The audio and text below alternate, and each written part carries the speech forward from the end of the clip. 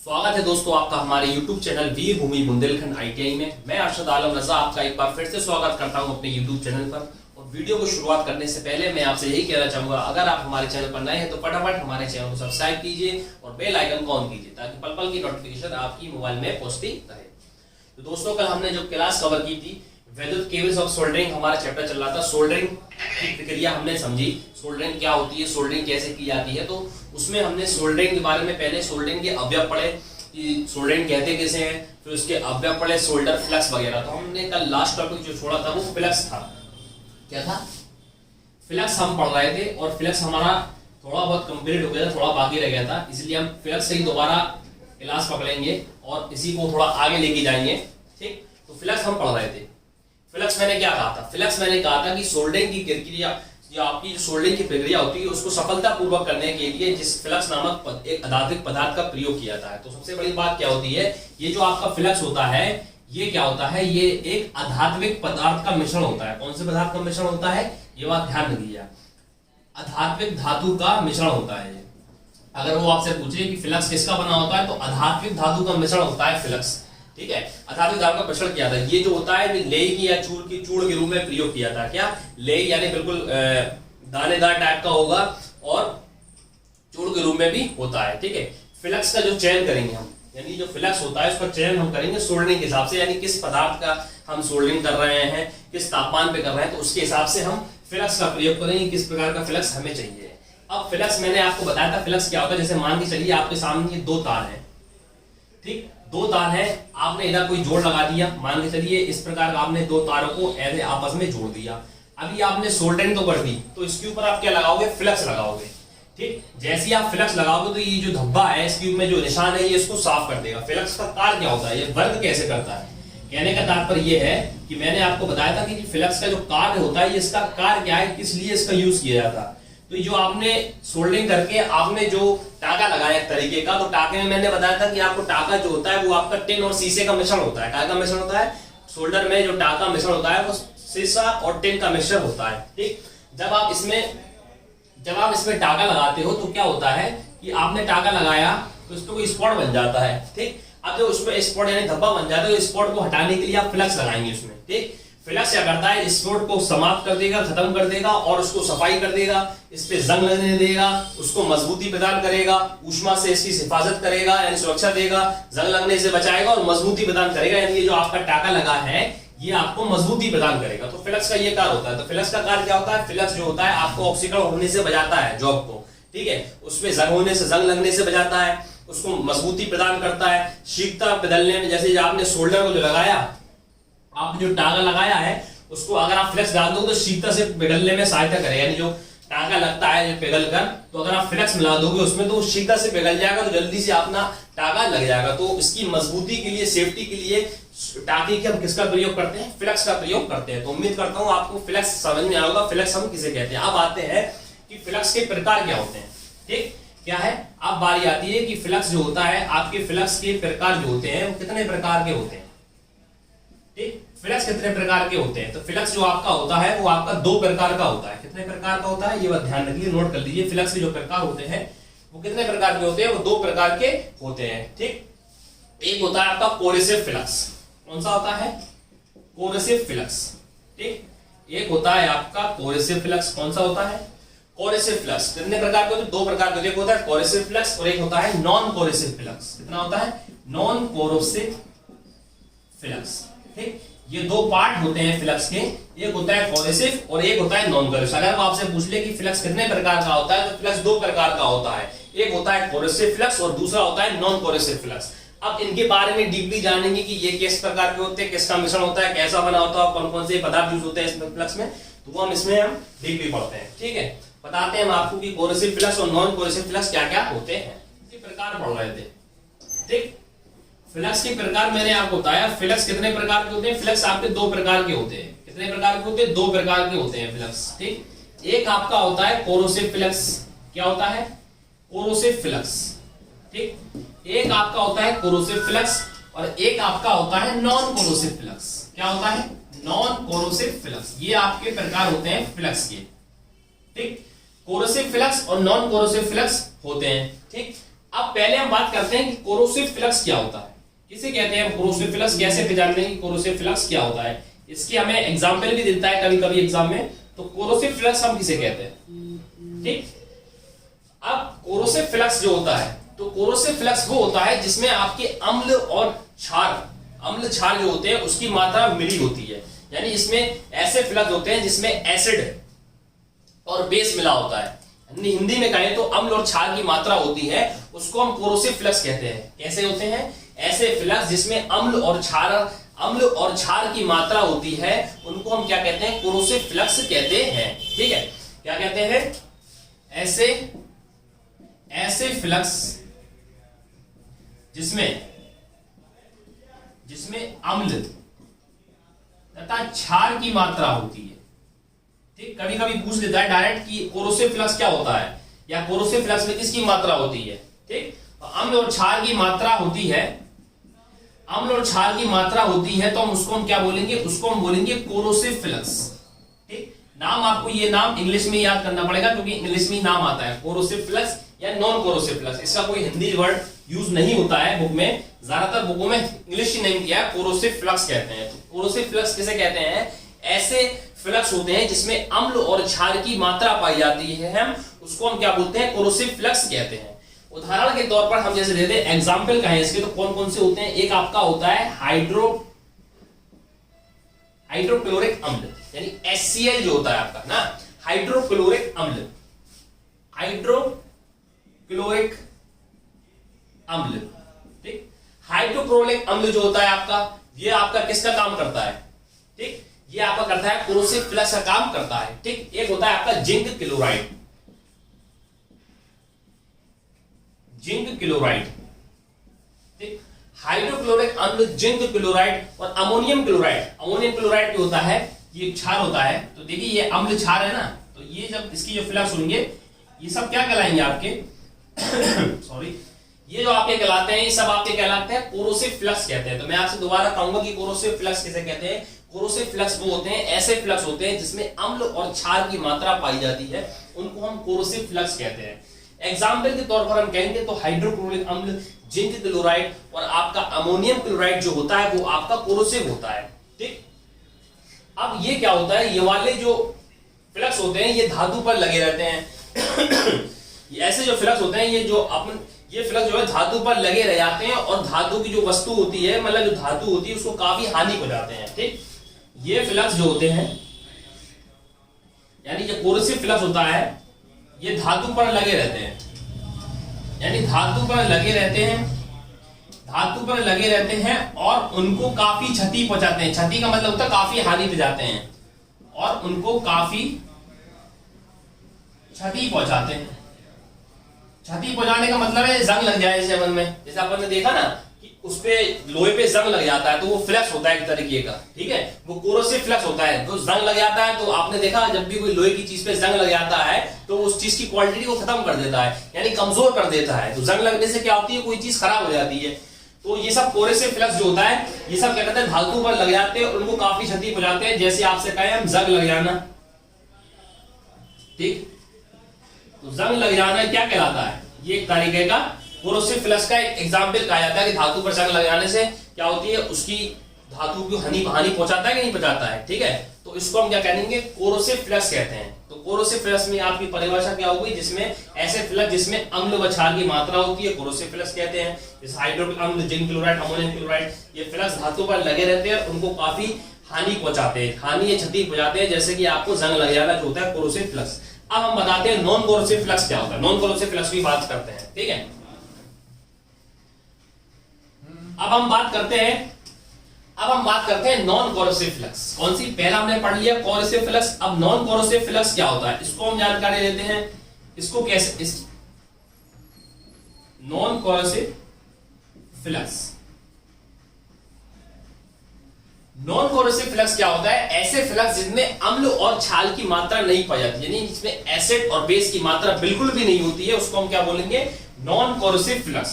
ठीक है ना, तो आप ध्यान रखना, जिसमें अम्ल और क्षार की मात्रा पाई जाएगी हम उसको क्या कहेंगे, कोरोसिव फ्लक्स कहेंगे, और जिसमें अम्ल और क्षार की मात्रा बिल्कुल भी नहीं पाई जाती है उसको हम क्या कहेंगे, नॉन कोरोसिव फ्लक्स। ये आपको कंफ्यूजन कर देगा। तो नॉन का मतलब होता है नहीं, नॉन यानी नहीं पाएगी, यानी कोरोसिव कहेगा इसका मतलब अम्ल क्षार है, और नॉन कोरोसिव कह रहा है इसका मतलब नॉन यानी नहीं, यानी इसमें अम्ल क्षार की मात्रा नहीं है। तो नॉन कोरोसिव क्या होता है? ऐसे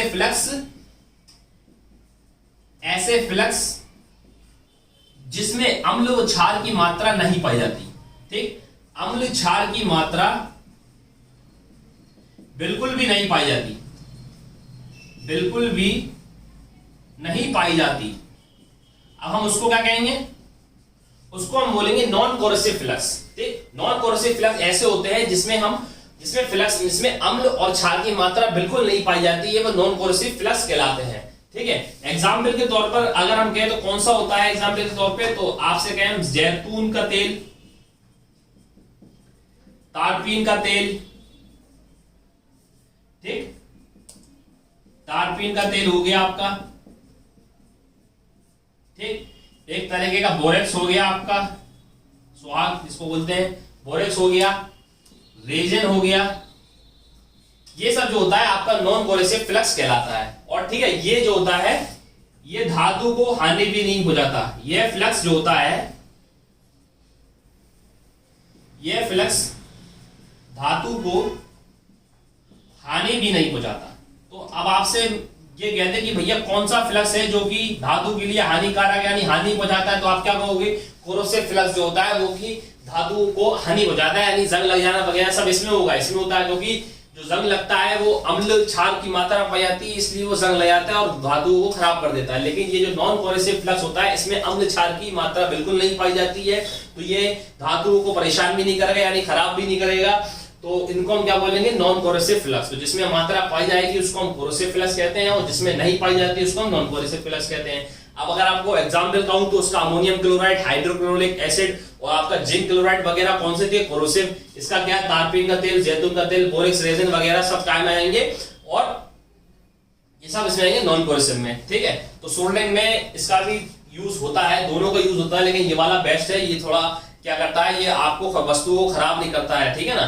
तो अब कुछ फ्लक्स होते हैं धातुओं में, कुछ टेबल बता रहा हूं मैं आपको कि किस धातु में किसका फ्लक्स का प्रयोग किया जाता है। तो वो टेबल मैं आपको सामने रख दूंगा, वो आप शायद नोट कर लीजिए या लिख लीजिए, मैं बोल भी दूंगा, तो वो आपके काम की है। उससे ज्यादा क्वेश्चन बनते हैं, ऐसे पूछ लेगा कि तांबे में किस प्रकार के फ्लक्स का प्रयोग किया जाता है, ठीक है, जस्ते में कौन से फ्लक्स का प्रयोग किया जाता है, तो वो आपको याद ही करना पड़ेगी। तो इसलिए वो मैं आपके सामने लिख देता हूं, आप नोट कर लीजिए या याद कर लीजिए। ठीक, तो देखते हैं हम कैसी होती है। तो दोस्तों मैंने आपके सामने एक टेबल रखी है, कुछ धातु और उसके लिए प्रयोग किए जाने फ्लक्स, यानी किस धातु में किस कौन सी मेटल का यानी किस चीज का फ्लक्स का यूज किया जाता है। कभी कभी डायरेक्ट क्वेश्चन पूछ लेता है, जैसे उसने कहा आपसे कि तांबे में किस किस के प्रकार के फ्लक्स का प्रयोग किया जाता है। तांबे में जिंक क्लोराइड और अमोनियम क्लोराइड का, जो आपका अमोनियम क्लोराइड का मिश्रण फ्लक्स प्रयोग किया जाता है। तो तांबे में आप किसका यूज कर रहे हो? तांबे में आप जिंक क्लोराइड और अमोनियम क्लोराइड का यूज कर रहे हो। इसी प्रकार पीतल के लिए फ्लक्स कौन से फ्लक्स का यूज करोगे? जिंक क्लोराइड, अमोनियम क्लोराइड और रेजिन। यानी पीतल में जो आपका होता है इसमें फ्लक्स में क्या क्या मिलाते हैं? जिंक क्लोराइड, अमोनियम क्लोराइड और रेजिन। इसी प्रकार अगर आपका एल्यूमिनियम होता है तो एल्यूमिनियम में आपके लिए किस प्रकार के फ्लक्स का प्रयोग करेंगे? रेजिन और स्टीरियम। ठीक है, स्टेरिन। ठीक, जस्ते में आप किसका प्रयोग करेंगे? जस्ते के फ्लक्स के लिए आप किस फ्लक्स का प्रयोग करेंगे? जिंक क्लोराइड के फ्लक्स का प्रयोग करेंगे। इसी प्रकार गन मेटल के लिए आप जो प्रयोग करेंगे वो रेजिन, जिंक क्लोराइड का प्रयोग करेंगे। सोना चांदी के लिए आप किसका प्रयोग करेंगे? ये इंपॉर्टेंट है, सोना चांदी वाला बहुत बार काफी बार पूछा गया है। तो बोरेक्स के आपसे वो कह देगा सोने चांदी की सोल्डरिंग करते समय आप कौन से फ्लक्स का प्रयोग करेंगे? तो आप किसका प्रयोग करेंगे? सुहाग या बोरेक्स। केमिकल में उसको बोरेक्स बोलते हैं और शुद्ध भाषा में सुहाग बोलते हैं, सुहागा। ठीक है, तो ये टेबल मैंने बताई। तांबे के लिए जिंक क्लोराइड, अमोनियम क्लोराइड, पीतल के लिए zinc chloride, ammonium chloride, aluminium के लिए रेजिन, स्टेरिन, जस्ते के लिए जिंक क्लोराइड, गन मेटल के लिए रेजिन व जिंक क्लोराइड और सोना चांदी के लिए सुहाग या बोरेक्स का हम प्रयोग करते हैं। तो ये इन धातुओं के लिए हम इस प्रकार के फ्लक्स का प्रयोग करते हैं। उम्मीद करता हूं आपको ये समझ में आया होगा। ठीक, तो ये हमने पूरा फ्लक्स कंप्लीट कर लिया। हमने सोल्डरिंग के 3 पार्ट बताए थे, सबसे पहला था सोल्डर और दूसरा था फ्लक्स। ठीक, दोनों को हमने कंप्लीट कर लिया। अब हम जानेंगे सोल्डरिंग आयरन क्या होता है।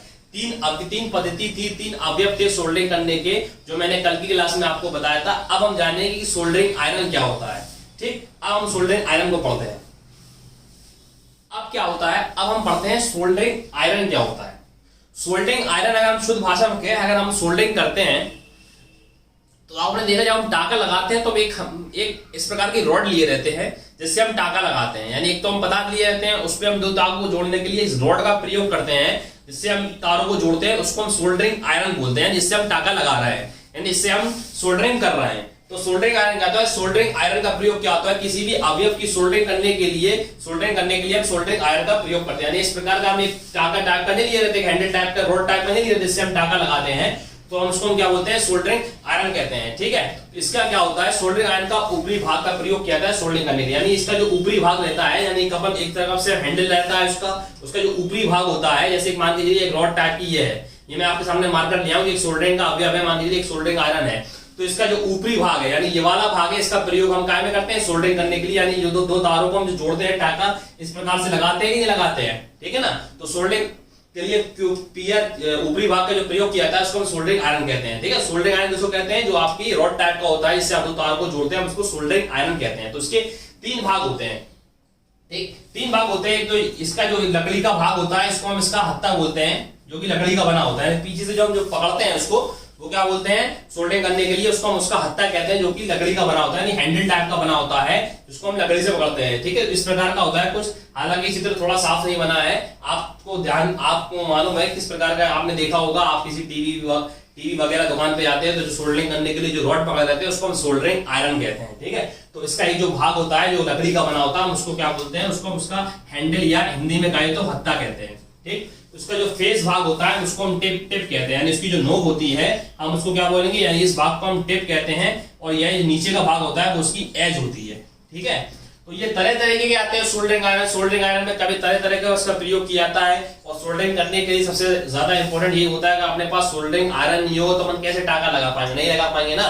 तो सोल्डरिंग आयरन क्या होता है? सोल्डरिंग को करने के लिए सोल्डरिंग करने के लिए हम जैसे रॉड का प्रयोग करते हैं, हम उसको सोल्डरिंग आयरन कहते हैं, जिसके तीन पार्ट होते हैं, एक हैंडल होता है, एक टिप होती है, एक एज होता है। ठीक है, और तरह तरह के इसके प्रकार होते हैं। आप किस तरह के होते हैं? काफी प्रकार के होते हैं, आप सब तरीके के हम बता देंगे कि कौन कौन से आपके सोल्डर होते हैं। ठीक, तो उम्मीद करता हूँ आपको सोल्डरिंग आयरन समझ में आया होगा। सोल्डरिंग आयरन क्या होता है? सोल्डरिंग आयरन एक तरह की रॉड होती है जिसको पकड़ के हम टाका लगाते हैं, उसको हम सोल्डरिंग आयरन कहते हैं। ठीक है, अब आता है कि सोल्डरिंग आयरन के प्रकार कितने प्रकार के होते हैं। तो सोल्डरिंग आयरन जो होता है वो आपके चार प्रकार का होता है। कितने प्रकार का होता है? सोल्डरिंग आयरन जो होता है वो आपका चार प्रकार का होता है। कितने प्रकार का होता है? सोल्डरिंग आयरन जो होता है वो आपका चार प्रकार का होता है। ठीक, चार प्रकार का होता है। अब चारों के बारे में जानना पड़ेगा कि किस प्रकार का होता है। ठीक है, तो बताते हैं कि चार कौन कौन से होते हैं। ठीक, एक होता है आपका हैचेट सोल्डरिंग आयरन। कौन सा होता है? पहला होता है हैचेट सोल्डरिंग आयरन। अभी आप एक एक करके सबके नाम लिख लीजिए जो मैं आपको बता रहा हूं। तो एक होता है आपका हैचेट सोल्डरिंग आयरन। कौन सा होता है? Hatchet soldering iron. हालांकि मैं सबकी डीपली बता दूंगा। ठीक है, एक होता है कार्टेज सोल्डरिंग आयरन। कौन सा होता है? Cartridge soldering iron. ठीक, एक आपका होता है हार्टेस, एक होता है आपका हैचेट सोल्डरिंग आयरन, एक होता है आपका कार्टेज सोल्डरिंग आयरन, एक होता है आपका इलेक्ट्रिक सोल्डरिंग आयरन, जिसका यूज अपन ज्यादातर करते हैं, इलेक्ट्रिक सोल्डरिंग आयरन। ठीक, सोल्डरिंग आयरन समझ ना किसको कहते हैं। और एक होता है आपका गैस सोल्डरिंग आयरन। तो ये चार प्रकार के सोल्डरिंग आयरन का हम यूज करते हैं टाका लगाने के लिए, यानी सोल्डरिंग करने के लिए हम कितने प्रकार का यूज करते हैं? चार प्रकार के सोल्डरिंग आयरन का प्रयोग करते हैं। एक होता है हैचेट सोल्डरिंग आयरन, दूसरा होता है कार्टेज सोल्डरिंग आयरन, तीसरा होता है इलेक्ट्रिक सोल्डरिंग आयरन, और चौथा होता है गैस सोल्डरिंग आयरन। तो हर तरीके के काम अलग अलग यूज करते हैं। अब किस किस का यूज कहाँ करते हैं उसके बारे में जानकारी लेते हैं कि सोल्डरिंग किस प्रकार की जाती है और कौन सा किस प्रकार का होता है। तो आइए देखते हैं हम सबका डीपली में कैसा क्या होता है।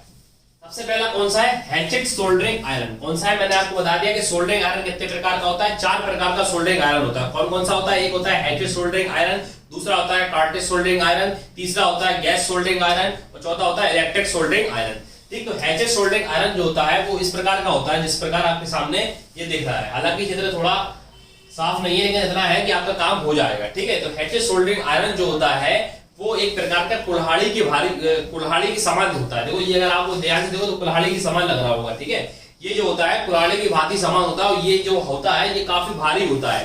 यानी इसकी जो टिप होती है इसलिए वजन में भारी होता है, इसकी जो टिप होती है वो काफी भारी होती है, यानी ये जो इसकी टिप, ये वाला भाग टिप कहलाता है, ठीक है। तो ये जो होता है वो काफी बड़ी होती है और ये काफी वजन में भारी होता है, ये वाला जो होता है वो वजन में काफी भारी होता है। आप सिर्फ डायग्राम देख लीजिए, इसका कुछ नहीं पूछेगा, आपसे बस इतना पूछेगा कि सोल्डरिंग आयरन में, यानी सोल्डरिंग करने के लिए सोल्डरिंग आयरन का यूज होता है वो कितने प्रकार का होता है। तो सोल्डरिंग आयरन जो होता है वो 4 प्रकार का होता है, बस आप नाम ध्यान रखिए, नाम कौन से होते हैं। एक आपका होता है हैचेट सोल्डरिंग आयरन, दूसरा आपका होता है ये कॉटेज सोल्डरिंग आयरन, तीसरा आपका होता है इलेक्ट्रिक सोल्डरिंग आयरन और चौथा होता है आपका गैस सोल्डरिंग आयरन। तो हैचेट सोल्डरिंग आयरन जो होता है वो इस प्रकार का होता है, देखने में कुल्हाड़ी के समान होता है और सबसे ज्यादा भारी जो होता है वो हेल्डिंग सोल्डरिंग आयरन होता है। इसकी जो टिप होती है वो काफी भारी होती है, ठीक है, काफी भारी होती है। अगर ये भारी है तो भैया साधारणतः दो ये जो इसका प्रयोग करते हैं तो बड़ी बड़ी जगह हम सोल्डरिंग, भारी सोल्डरिंग करने के लिए हम इसी प्रकार से सोल्डरिंग आयरन का प्रयोग करते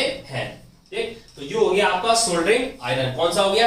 अब दूसरा जो होता है वो होता है कॉर्टेज सोल्डरिंग आयरन, ठीक, कॉर्टेज सोल्डरिंग आयरन। दूसरा जो आपका है वो आपका आता है कॉर्टेज सोल्डरिंग आयरन, ठीक। सिर्फ आप डायग्राम देखिए, कॉर्टेज सोल्डरिंग आयरन इस प्रकार का होता है, किस प्रकार का होता है ये देख लिया आप, ठीक है।